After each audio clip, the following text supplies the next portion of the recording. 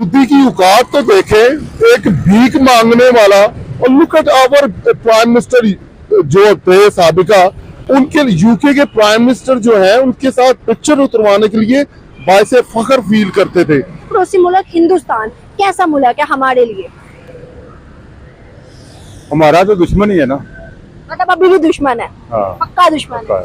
पक्का दुश्मन है। ये जो हरकतें हैं इससे आप अपने आप को डिग्रेड कर रहे हैं सिंपली एज अ नेशन भी, और लाइक एज अ मुस्लिम भी। मेरा ख्याल है कि ये चीज़ नहीं होनी चाहिए। नमस्कार दोस्तों, आज की वीडियो के अंदर देखना, एक पाकिस्तानी भाई ने ऑस्ट्रेलिया में सिडनी में फेमस ब्रिज पे जो इंडिया का फ्लैग लगा था, उस भाई ने वीडियो बनाकर पाकिस्तान के लोगों को दिखाया कि भाई आप देखो आज इंडिया कहाँ पे है और पाकिस्तान कहाँ पे है। तो ये सब वीडियो पाकिस्तान के लोग देखकर जहाँ पॉजिटिव सोचना चाहिए कि भाई पाकिस्तान को भी मेहनत करनी चाहिए और इंडिया के बराबर प्रोग्रेस करनी चाहिए, वहीं उसकी जगह उस आदमी को भला बुरा कह रहे हैं। आप लोग देखो इस वीडियो के अंदर पाकिस्तान की जनता क्या कहती है जिस आदमी ने ये वीडियो बनाई। इंडिया जो है वो इस वक्त जो है अमेरिका की बात मानता है, और जो वो कहता है इस खित्ते में सबसे बड़ा फसादी जो है वो इंडिया है, मेरे मुताबिक, मेरी रिसर्च के मुताबिक। सर आपको नहीं लगता कि सैंक्शंस के नीचे तो हम आते, बात तो हम मानते हैं, वो तो मुंह तो जवाब दे रहे हैं। अभी सिनेरियोस तो यही चल रहे हैं। देखिए ये सारा एक मेरा पॉलिटिक्स में, मैं तकरीबन 30 साल से हूँ पाकिस्तान की और बैक होम यूके में भी, और मैं समझता हूँ ये सारा एक ड्रामा किया जाता है, क्रिएट किया जाता है। बात तो वो वही करवाते हैं, और जो मोस्टली जो होल सिनारियो है उसमें एक हमारा मुस्लिम उम्मा के खिलाफ जो है तागूती कुव्वतें वो ज्यादा सरगर्म है। तो इसलिए इस सिनारियो को भी आप रखें। और दूसरा मैं समझता हूँ कि इंडिया जो है अगर वो सही रोल प्ले करे तो ये सब कॉन्टिनेंट जो है एक बहुत बड़ा सुपर पावर बन सकता है। लेकिन आप इनकी पॉलिटिक्स जो है वो सिर्फ और सिर्फ लोगों की, दूसरे मुल्कों की टांगें खींचना और ट्रबल मेकिंग। पाकिस्तान में आप देख लें, हमेशा इंडिया ने ट्रबल की। इनके अपने टेररिस्ट जो हैं वो हमारे यहाँ आके ओपनली जो है वो बम ब्लास्ट करते रहे, और ये तो रोजे रोशन की तरह आया है। और अल्लाह करे कि हमारी मिलिट्री एस्टेब्लिशमेंट को, सिक्योरिटी इदारों को ख्याल आए और अपनी जो सरहदें हैं उन पे सिक्योरिटी जो है वो पूरी करे। सर आपकी बात बजाय मैं एग्री भी कर लेती हूँ, लेकिन एक वीडियो है जो शायद आप इससे इत्तेफाक ना करें या वो आपसे इत्तेफाक ना करें। ये वीडियो सुनने के बाद आप अपनी राय दीजिएगा। ये वो इंडिया का फ्लैग है जिसको हम अपने आप से कंपेयर करते हैं, ठीक है। और अपनी सिचुएशन देख ले और इंडिया को देख ले कहाँ पे। इंडिया के प्राइम मिनिस्टर ने आपको पता है क्या कहा मोदी को? सबसे पहले कि मैं यूके में हमारे पाकिस्तानी में थिंक टैंक का चेयरमैन हूँ। हमारे पाकिस्तान हाईएस्ट पोस्ट पे डॉक्टर्स हैं, इंटेलेक्चुअल्स हैं, बैरिस्टर्स हैं, और बहुत से अच्छी पोस्ट पे। ये एक तो फैक्ट मैं उसको गलत साबित करता हूँ। तो ये आप इसमें ना जाए, अपनी जो सोच है उसको आप पॉजिटिव रखें। कोई भी नत्थू खारा आ जाता है, वो छोटी सी बात करता है और हम आप डिमोरलाइज हो जाते हैं। अल्हम्दुलिल्लाह, यस, हम में बहुत से ही काम करने वाले हैं। एस्टेब्लिशमेंट को मैं ये कहूँगा, खुदारा यहाँ पे डैम बने, यहाँ पे कारखाने लगे। आप जितना भी आप इसको मिसालें देंगी कि जी हम ये हम वो, आप अपने अमल से साबित करें। सर आपने कहा है कि यूके के अंदर बहुत से डॉक्टर्स हैं जो कि बहुत अच्छी पोस्ट पे है। सिर्फ डॉक्टर्स यूके के अंदर हैं, पाकिस्तान की इकोनॉमी की भी बात हो रही है। पाकिस्तान की इकोनॉमी डिफॉल्ट के रास्ते पे है। सर यहाँ के 2000 लोग पिछली दफा 7 लाख से प्लस पाकिस्तानी जो कि मूव ऑन कर गए थे। सर यहाँ से तो सब जाके बड़े अच्छे पोस्ट पे लग सकते हैं, लेकिन पाकिस्तान के अंदर पहली बात तो ये है कि पाकिस्तानियों को मालूम ही नहीं कि पाकिस्तान क्या है। दूर के ढोल सुहाने, grass always look other side look green. तो इसलिए मैं कहूँगा कि पाकिस्तान को अपना पोटेंशियल ये पैदा करना चाहिए। This is my country. अब आप सबको अपना किरदार अदा करना चाहिए कि कौन इस मुल्क को पीछे कर रहा है। आप भी नौजवान, ये भी नौजवान है, आपकी भी उम्र जो है, तो आपको चाहिए कि अपने मुल्क में वो बीज पैदा करें कि दिस इज माय कंट्री। कोई भी इसको तोड़े तो वो आप उसके खिलाफ खड़ी हो जाए, उसके सामने खड़ी हो जाए, तो तभी हमारा मुल्क लेकिन सच से मुंह नहीं फेर सकते सर, सच से मुंह नहीं फेर सकते। आपने अभी भी बात की है किससे एक मुंह फेर? सच सच हाँ, सच, सर, बिल्कुल, यही आज मैं कह रहा अगर मुझे कोई कहे कि पाकिस्तान डिफॉल्ट के रास्ते पे नहीं है तो मैं कैसे कह दूं कि नहीं है? सर, हमारे बिल्कुल है। डिफेंस मिनिस्टर ख्वाजा आसिफ ने कह दिया कि पाकिस्तान डिफॉल्ट के रास्ते पे नहीं बल्कि पाकिस्तान डिफॉल्ट हो चुका है। ये उनकी बड़ी बहुत बड़ी मैं स्टेटमेंट है। अब सच की बात चलिए तो इंशाल्लाह मैं सच ही बोलता हूँ और हमेशा बोला है कि इसको पहुंचाया किसने, हमने क्या रोल अदा किया, हमें जो झूठे टेलीविजन दिखा रहे हैं सब झूठ पे और लिखा हुआ स्क्रिप्ट जो है वो पढ़ाया जा रहा है, तो इसलिए हमें अपना किरदार अदा करना है। कोई भी बोलता है झूठ तो उसको मान नहीं लेना चाहिए, आप उसकी वजह ढूंढें और उस पर अमल करें। नौजवान नस्ल जो है उससे बड़ी उम्मीदें वाबस्ता है और हमें अपना किरदार अदा करना चाहिए और इसको मुल्क को इस बहरान से निकालना चाहिए। चाहे वो एस्टैब्लिशमेंट है, अगर उसमें कोई गलत है तो उसको गलत कहना चाहिए। कोई भी है, अगर कोई भी इदारा अगर गलत काम करता है, सियासतदान। सॉरी मैं आपको कट कर रही हूँ। आपको लगता है यहाँ इतना फ्रीडम है कि अगर हम स्टैब्लिशमेंट या किसी भी अदारे को पॉइंट आउट करेंगे अगले दिन वो बंदा नजर आएगा? बहुत से वाकयात जिनको मैं आपको गिनवा भी सकती हूँ। मैं बिल्कुल एग्री करता हूँ। यही अगर यकजा हो गए तो ये फ्रीडम आप पालेंगी। आप आने वाली नस्लों को, एक तो इतना शोर है कि मुझे बात करते हुए बड़ा दिक्कत में, anyway I am not used to, studio में अक्सर हमारी रिकॉर्डिंग्स होती है वो डिफरेंट सारी, लेकिन आपको कुछ पाने के लिए कुर्बानी देना होगी। आपको अपना वंस अगेन, बिल्कुल आपकी बात से मैं एग्री हूँ, गायब हो चुकी फैमिलियां गायब हो गई। किसी ये सो कॉल्ड जो ह्यूमन राइट्स की औरतों की एनजीओ की चैंपियन बनी फिरती थी, ये जो मैं उनके नाम में मेंशन करना चाहता हूँ कि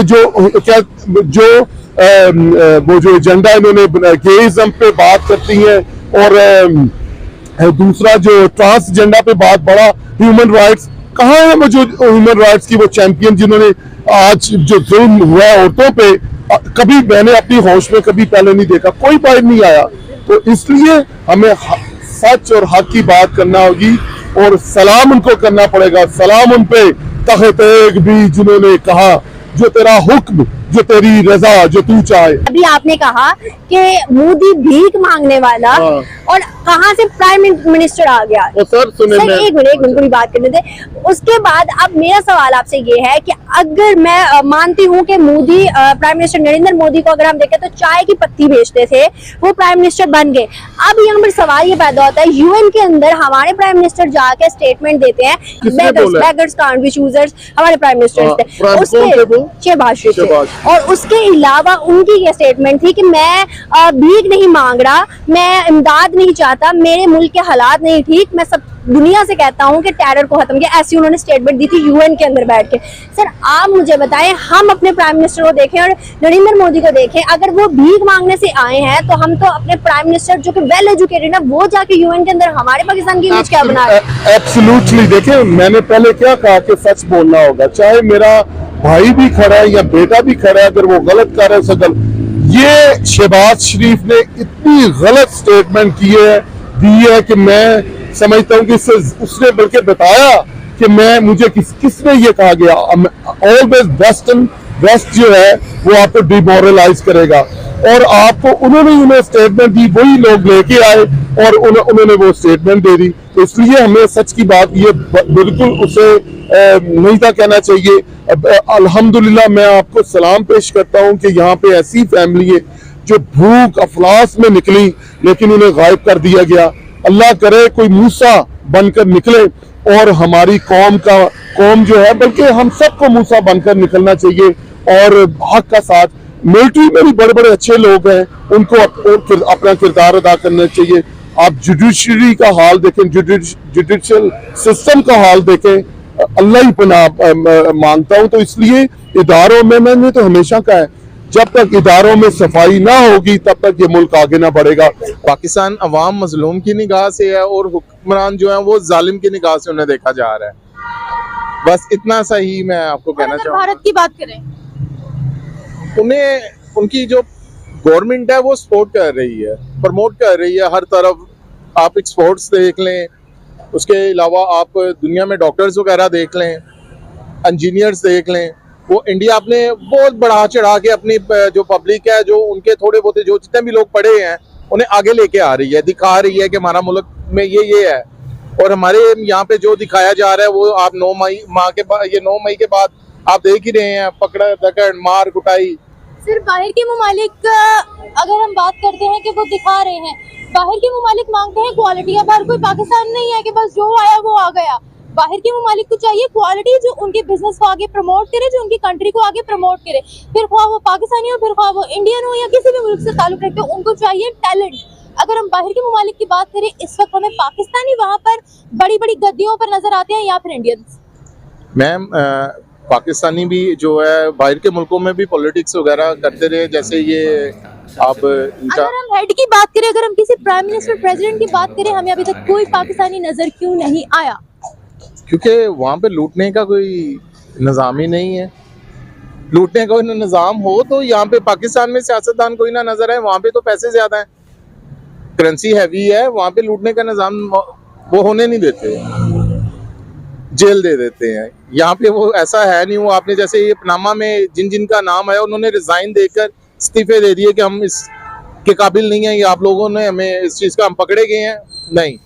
और यहाँ पर फखर से कहते हैं कि ये तो हमारा काम है, हमारा हक है, ये हमें कोई पकड़ ले तो हम मान लेंगे। साबित करें।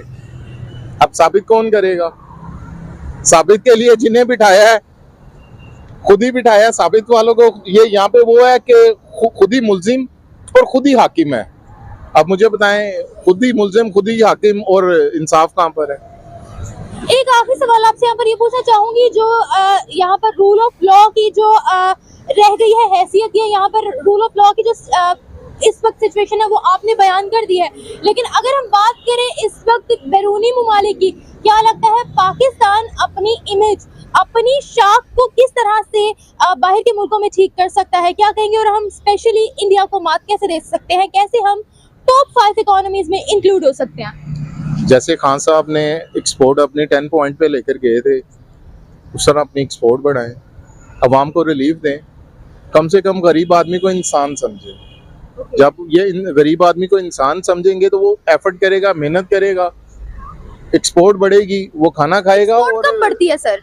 मेरा सवाल पहला आपसे ये है। मैम एक्सपोर्ट तब बढ़ती है कि जब ये कॉटन बाहर नहीं बेचते, यहाँ पे कॉटन रहती है और दूसरे मुल्कों से रिलेशन अच्छा हो तो। एक चीज मैं आपसे यहाँ पर ये पूछना चाहूंगी, यहाँ पर हर दूसरे बंदे को देख लें, मेड इन पाकिस्तान यहाँ पर ना तो किसी ने हाथ में पकड़ा होगा, ना तो किसी ने पहना होगा। यहाँ पर हम प्रमोट करते हैं made in Australia, made in America, made in Germany, made in US को। मेड इन पाकिस्तान को यहाँ प्रमोट नहीं किया जा सकता। लोकल इंडस्ट्रीज लगेंगी, मेड इन पाकिस्तान प्रमोट होगा तो ही एक्सपोर्ट्स बढ़ेंगे सर। मैम पूरी दुनिया में लारेंसपुर का कपड़ा सबसे ज्यादा मशहूर है और वो पाकिस्तान का है। कॉटन आपने पहनी है, मैंने पहना हुआ है, पूरी दुनिया में सबसे अच्छी कॉटन पाकिस्तान की है। बट स्टिल टेक्सटाइल इस वक्त खसारे में जा रहा है। उसका रीजन ये है कि उन्हें गैस बहुत महंगी दी जा रही है, प्रॉपर बिजली नहीं दी जा रही, प्रॉपर गैस नहीं दी जा रही, जिस वजह से इंडस्ट्री बंद हो रही है। फिर उसके अलावा ये डॉलर के इन्होंने प्राइस इतने ऊपर ले गए कि बाइंग बड़ी मुश्किल हो गई है। ये चीजें हैं सर। ज़राअत का मुल्क हमारा था, टेक्सटाइल बैकबोन हमारी थी, मगर इन चीजों में किंग आज इंडिया कहलाया जा रहा है। व्हाई? हम यहाँ से अपने ज़राअत जो है, अब देखेंगे इस मुल्क में कितनी किल्लत होगी आटे की। उसका रीजन क्या है? हम पहले सबसे पहले कोशिश होती है कि ब्लैक करके इसे बाहर कैसे भेजा जाए और फिर बाहर से लिया कैसे जाए। एक हम प्रॉफिट यहाँ से देने पर कमा लें और फिर वापस लाने पर इसके ऊपर प्रॉफिट कमा लें। ये सोच है हमारे सियासतदानों की। अगर यहाँ की चीज यहीं रहेगी तो सस्ती भी होगी और उस पर वर्क भी अच्छा होगा। क्या कहेंगे सर, एक पाकिस्तानी नेशनल जिसने ऑस्ट्रेलिया के शहर सिडनी में सबसे मशहूर जगह पर इंडिया का जब झंडा देखा तो उनके शॉकिंग रिएक्शन थे, क्या कहेंगे आप? अच्छा, मैं जो मेरी देखें, मेरे राय पूछ रहे हैं ना आप, जी जी। उसका रिएक्शन शॉकिंग बिल्कुल नहीं है। या तो this guy is lack of knowledge, उसको पता नहीं है वो किस एस्पेक्ट में कंपेयर कर रहा है। पाकिस्तान को जीडीपी में कंपेयर कर रहा है, पाकिस्तान को लिटरेसी में कंपेयर कर रहा है, पाकिस्तान को बिजनेस में कंपेयर कर रहा है, पाकिस्तान के किस पॉइंट ऑफ व्यू से उसमें, मतलब अगर मैं ये वीडियो पूरी देखूंगा तो फिर शायद मुझे पता चले। बट ये कि किस तरीके से हम कंपेयर कर सकते हैं पाकिस्तान के अंदर जो सेटअप है, जो बिजनेस है, जो अपॉर्चुनिटीज़ है पाकिस्तान के अंदर, वो पाकिस्तान के हिसाब से इंडिया और पाकिस्तान के साइज़ में दोनों में फ़र्क है। पाकिस्तान की और इंडिया की आबादी के अंदर बहुत फ़र्क है। और पाकिस्तान का इंडिया के अंदर, इंडिया का एक्सपोजर बहुत ज़्यादा है हर चीज़ के अंदर, उसकी आईटी की एक्सपोर्ट बहुत ज़्यादा है, उसके पास लोकल। अब मर्सिडीज़ वहाँ पे अभी आजकल देख रहे थे कि हमके इंडिया के अंदर लोकली इलेक्ट्रिक मर्सिडीज़ भी उन्होंने बना लिया, हम लोगों ने अभी नहीं बनाई। हमारे पास पाकिस्तान के अंदर अब आके कहीं पर सेलफोन की वो मैन्युफैक्चरिंग यहाँ पे लोकल होना शुरू हुई है। और दूसरा यहाँ पे ईज़ ऑफ डूइंग बिजनेस का थोड़ा सा कॉन्सेप्ट का फ़र्क है, जिसकी वजह से पाकिस्तान बहुत चीज़ों में पीछे रह गया।